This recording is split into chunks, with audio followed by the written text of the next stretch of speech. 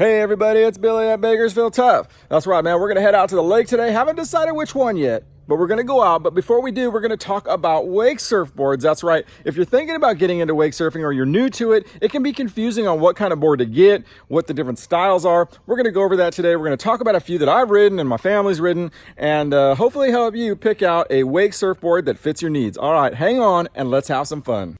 My time ain't unforgettable. My climb is so incredible. This time ain't hypothetical. My climb ain't unforgettable. Highway, my way, any other road. I say, trust me, I'll never be slow.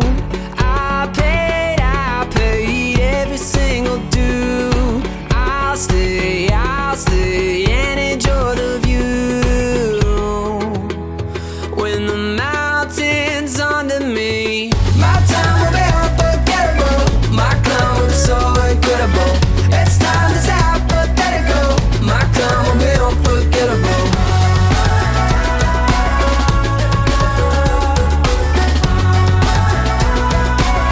My climb will be unforgettable.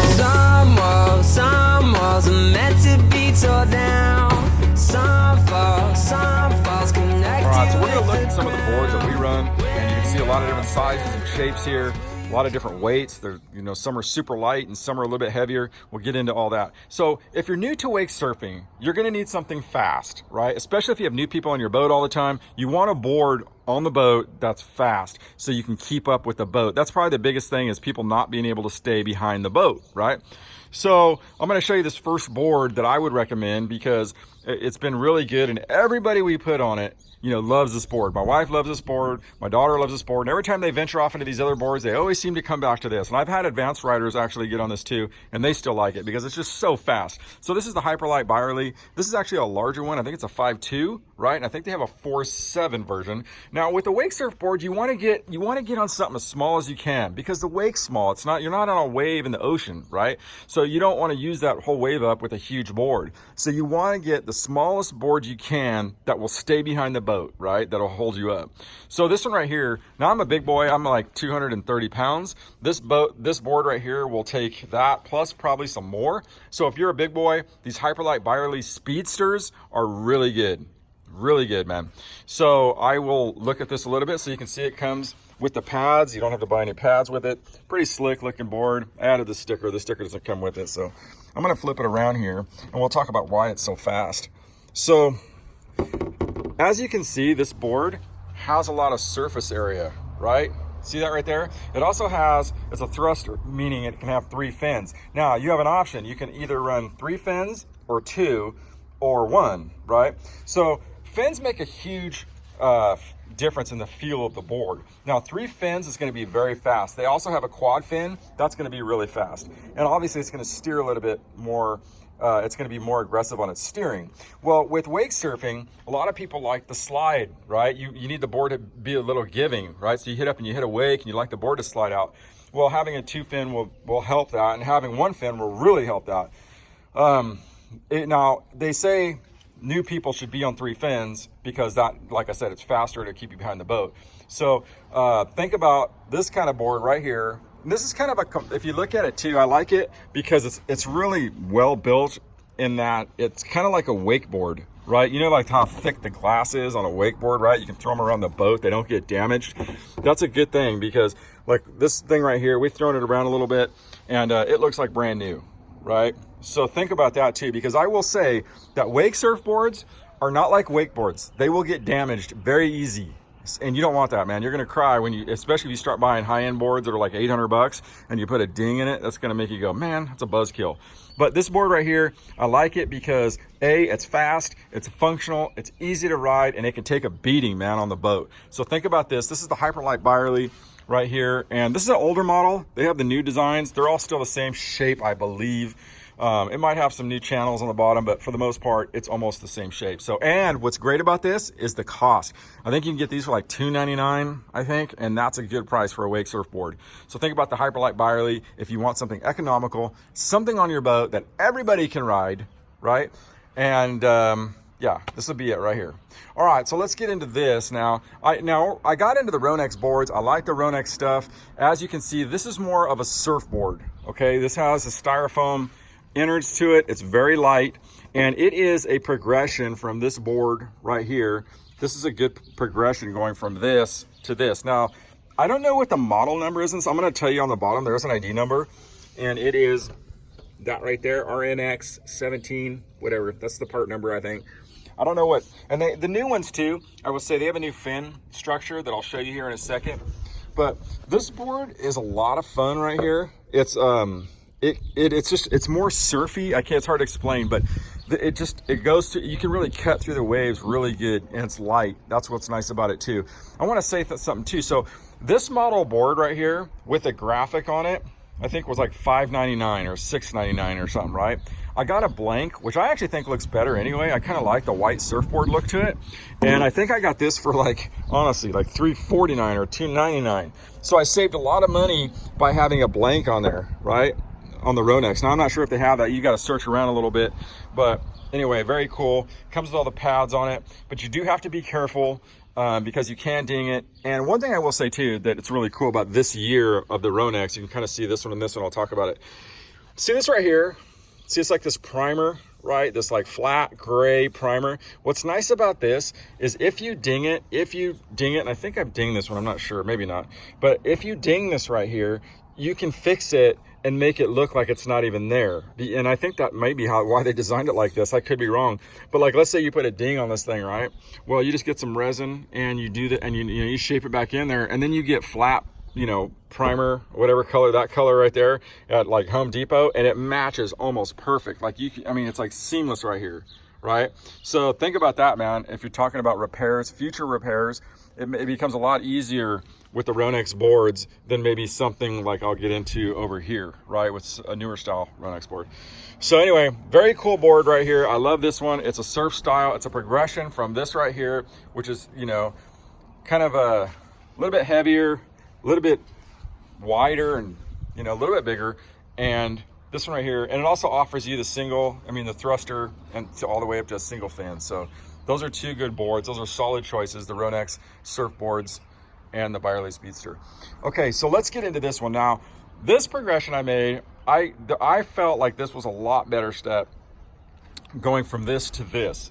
It's a little skatier, and it's a little bit, I don't know, it's a little bit more maneuverable. As you can see, it's got a snub nose on it, and this is the Blender, right? So the Blender is a hybrid between a skim board and a wake surfboard, right? The one thing you can look at, I'm gonna kind of pull this around here.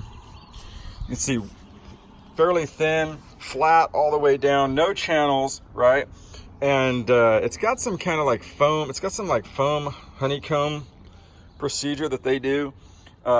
This board has a huge surface area on it, man. I'm gonna show you here, kind of back up.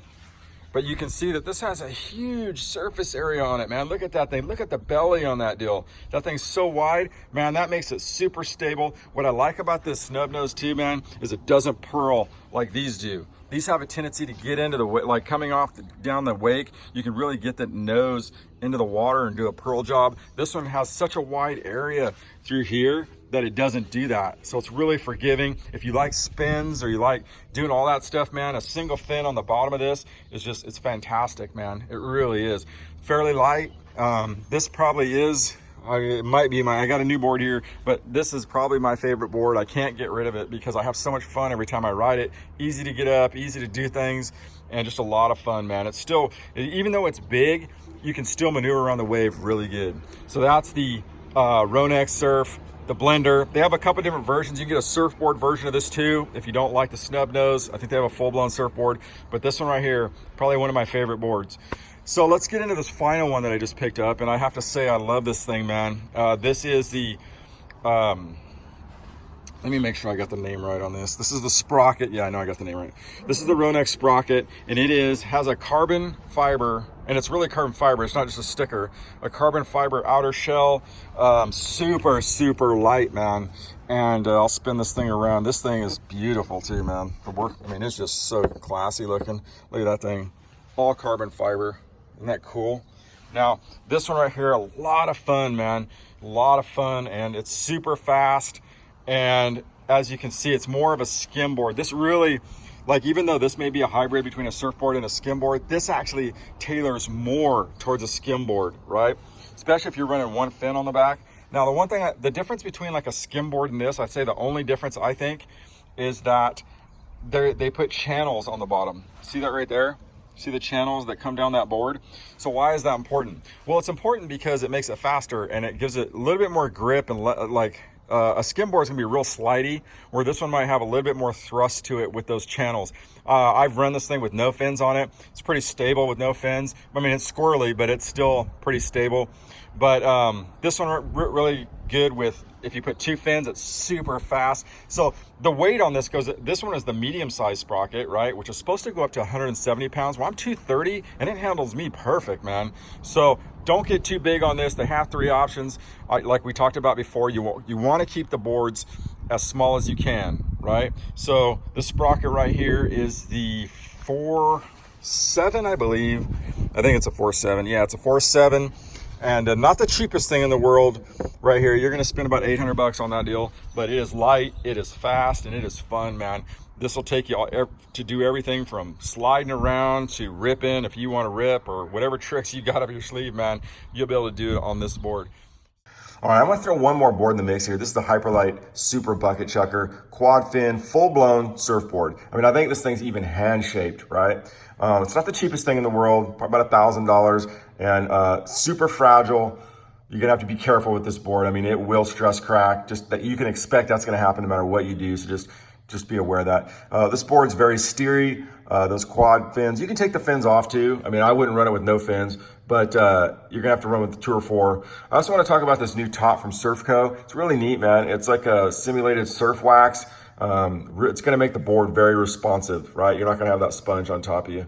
But anyway, a lot of fun. You can get some decent pop with this board. And if you have the money and you like to surf, this is definitely a good choice for you. One of the things I like about the new Ronix boards is they have a pop-in fin structure. You can kind of see this. Look at that, man. Isn't that sharp? It's like carbon fiber fin even. But look, they kind of go in, super simple to do. You go in, no tools, by the way. It just pops right in like that, right? Isn't that neat? And if you want to take them out, I got to do this with one hand, but you just kind of, boom, right there. Now, I will say, if you go out on the lake, these do not float. I repeat, these do not float. I've already lost one. I've got one on reorder. So if you're taking the fins on and off, make sure you do it inside the boat, where if you drop it, it's not going to the bottom of the lake, right? But really cool fin structure on the Ronix boards. All right, man, let's talk about the protection on a wake surfboard, you know, especially the high dollar ones. You know, sun kills these things, man. If you're out on the lake, especially you got a blackboard or something like that, and you got it up on the rack, and it's like 100 outside, and you're out there partying, right? And this thing's just baking in the sun. Well, what happens is the glues that hold the corners together, they can separate, right? Because they get hot and they kind of like spread apart. So it's very important to keep these things as cool as you can. Ronix, there's a lot of different manufacturers offer a sock. They're really cheap. They're $30. And I would definitely have these on your boat and put it when you're at the lake, man.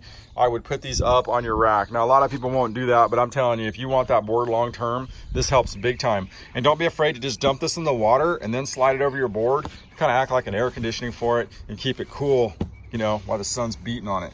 Now, taking it one step further, you know, for cargo, I would definitely think about using one of these. Let me kind of move this out of the way. Sorry. I would think about getting some kind of board bag. Like I said, you don't want to just jam these in the back of your truck and call it, dude, because they will get hammered. They'll get thrashed, man, especially if you're doing a lot of traveling. You know, it's nice to have something to put them in. And I think these are like $80, but I will tell you a little tech tip. Do not, I will repeat, do not use the shoulder strap. I'll show you why. So let's say we're looking at this, right? This shoulder strap, right? And this thing will hold 2 boards. See, there's a separator in there like that, right? And you can put one board in here and one in the other, okay? So, and you'll see that this has a loop here, okay? And there was a loop here. See that right there? I don't know if you can see that. You probably can't see that. There you go. See that string? Well, that was a loop here. Well, the only thing that's holding, like if you have a strap on, right? Like you have this strap on, and the boards in there, I don't know how much they weigh, but you put a couple of them in there, and it's not the lightest thing in the world.